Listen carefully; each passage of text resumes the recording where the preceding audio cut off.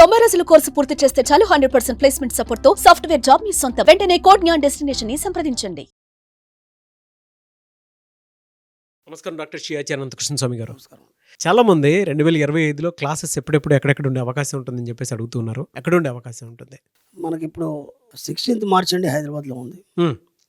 అలాగే 23 మార్చ్ వచ్చి వైజాగ్, 6 ఏప్రిల్ వచ్చి మనకు స్పెషల్ క్లాస్ ఉంటుంది హైదరాబాద్లో. అలాగే 13 ఏప్రిల్ వచ్చి రాజమండ్రి అండి, 27 ఏప్రిల్ వచ్చి బెంగళూరు, 4 మే వచ్చి తిరుపతి, 11 మే వచ్చి విజయవాడ అండి. ఓకే, ఈ విధంగా వీలైన తొందరగా ఎన్రోల్ చేసుకోండి. చాలా రష్గా ఉన్నాయి సమ్మర్ కాబట్టి తొందరగా ఎన్రోల్ చేసుకునే ప్రయత్నం చేయండి. 713వ మనీ మంత్ర వీడియో. సో జనరల్గానే యాజ్ యూజువల్గా లాస్ట్ మనం డిస్కస్ చేసి ఆపింది ఋతుంబర్ పగ్ని గురించి. సో ఈ వీడియోలో ఏం చెప్తున్నారు? ఒక కొత్త జీవితాన్ని నూతన ఒరవడితో మొదలు పెట్టండి, ఓకేనా? అలాగే పాతవన్నీ మర్చిపోండి.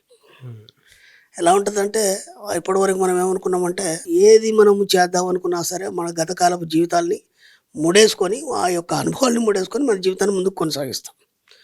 కానీ ఇప్పటివరకు చేసింది అదే కాబట్టి ఒక్కసారి వాటన్నిటి మర్చిపోయి కొత్తగా జీవితాన్ని మొదలు పెడితే అది ఎలా ఉంటుంది, అది డబ్బు సంపద ఐశ్వర్యంతో కూడి ఉంటే ఎలా ఉంటుంది అనే దాని మీద మనం ఫోకస్ చేసినప్పుడు అది పనిచేయడం అనేది మొదలవుతుంది. లేకపోతే ఏమవుతుందంటే ఇదే జీవితం ఇలాగే కొనసాగుతుంది. మన సబ్జెక్ట్కి వచ్చేసరికి ఏంటంటే మనం డబ్బు సంపద ఐశ్వర్యం అనుకున్నాం కాబట్టి మన సబ్జెక్టులో అది మాత్రమే ఉంటుంది, ఇంకా వేరే ఏమి ఉండదు. దానికి సంబంధించి ఏం చెప్తున్నానంటే ముందు ఒక నిర్ణయానికి రండి. మీరు ఏం నిర్ణయం? ఇక నుంచి నేను నా జీవితాన్ని కొత్తగా తీర్చిదిద్దాల్చుకున్నా అన్నప్పుడు ఏమవుతుందంటే ఇప్పటివరకు మీ పాత అని మర్చిపోవాలని చెప్తున్నాడు. మన సబ్జెక్టులో ఎలా ఉంటుందంటే నేనే జరిగింది కూడా మర్చిపోవాలి మనం. అలా మర్చిపోయినప్పుడే మనం కొత్తగా మనం ఆలోచించడం మొదలవుతుంది.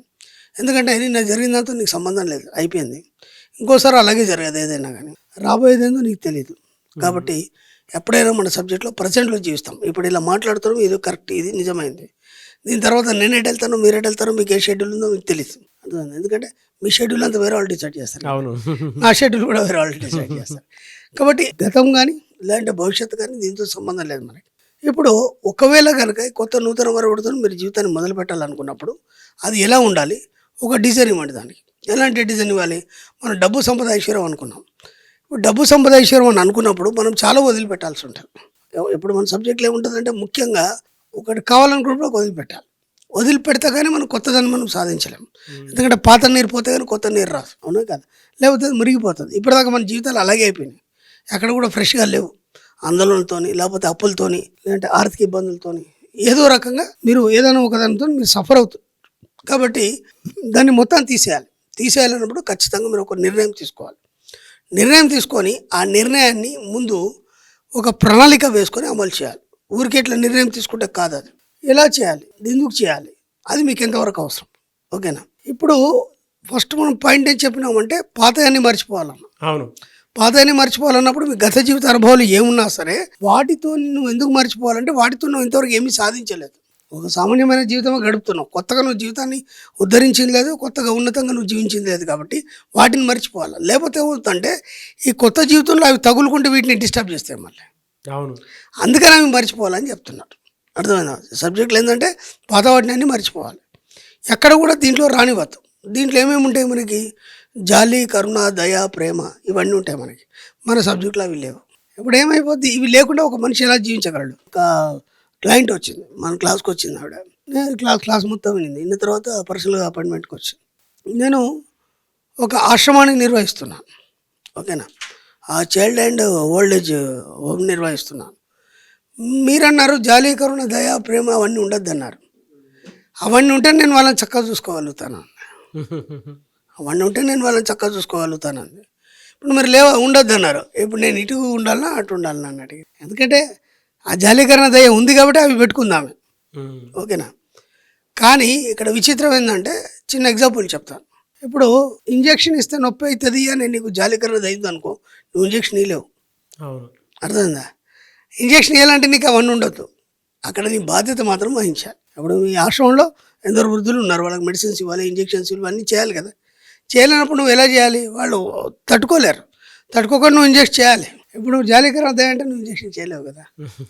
కాబట్టి బాధ్యత వహించాలి. నేను చెప్పేది అదే, బాధ్యత వహించాలి. ఇప్పుడు నీ జీవితంలో కూడా నీ జాలి, కరుణ, దయాన్ని పక్కన పెట్టేసి మనం బాధ్యత వహించినప్పుడు కదా నువ్వు అనుకున్నది నువ్వు సాధించగలుగుతావు. ఏ కొద్దిగా దాంట్లో జాలి, కరుణ, దయ, ప్రేమ కానీ కొద్దిగా మిక్స్ అయిపోయింది అనుకోండి, మళ్ళీ వెనక్కి వెళ్ళిపోతాం మనం. అందుకే పాతవన్నీ మర్చిపోమంటున్నాం.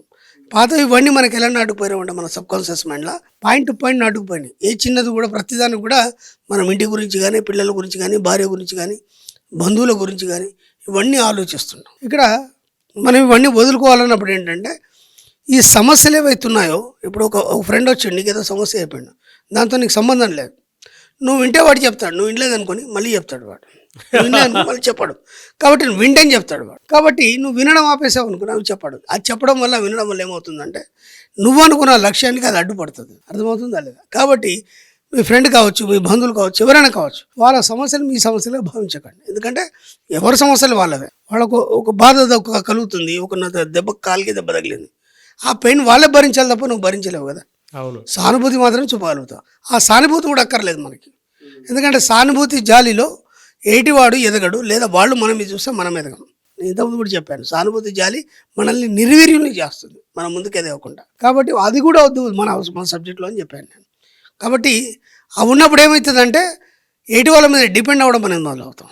అవి లేవనుకోండి, నీకు నువ్వు ఆలోచించుకోవడం మొదలు. ఇప్పుడు మీరు ఒక పేషెంట్ ఉన్నారండి, మీరు ఒక రూమ్లో ఉన్నారు, ఓకేనా, మీకు అందరు సేవ చేసే వాళ్ళు ఉన్నారు, ఓకేనా, ఏదో పని మీద అందరూ బయట పోయినారు, మీకు నీళ్ళు అవసరం ఉన్నాయి, నీళ్ళు అవసరం ఉంటే పిలిస్తే వాళ్ళు ఎవరో తెచ్చిస్తారు, మీకు అందుబాటులో లేరు, మీకు విపరీతం దాహం వేస్తుంది, వాళ్ళు వచ్చేదాకా మీరు వెయిట్ చేయలేరు, ఏదో మెల్లిగా వెళ్ళి తీసుకొని తాగుతారా లేదా మీరు? అవును. అవునా కదా. ఇప్పుడు ఏమైపోయింది, మీరు చేయగలరు, మీరు అన్నీ చేయగలరు, తప్పని పరిస్థితిలో మీకు అందరు చేసేవాళ్ళు ఉన్నారు కాబట్టి మీరు ఆగిపోయినారు. అర్థమైందా? ఆ సానుభూతి జాలి ఏం చేస్తుంది అంటే మిమ్మల్ని నిర్వీర్యం చేసి కూర్చోబెడుతుంది. ఇప్పుడు ఎవరి మీద మీరు డిపెండ్ కాలేదు, అప్పుడు మీకు మీరు అన్నీ చేసుకోగలుగుతారు, మ్యాక్సిమం చేసుకోగలుగుతారు. అంటే నువ్వు కదలలేని పరిస్థితిలో ఉన్నప్పుడు ఎలాగో నువ్వు హాస్పిటల్లో ఉంటే అక్కడ నర్సులు ఉంటారు, కానీ ఇట్లాంటి సిచ్యువేషన్లో మాత్రం మనం ఏం చేస్తామంటే అందరి మీద డిపెండ్ అవుతాం.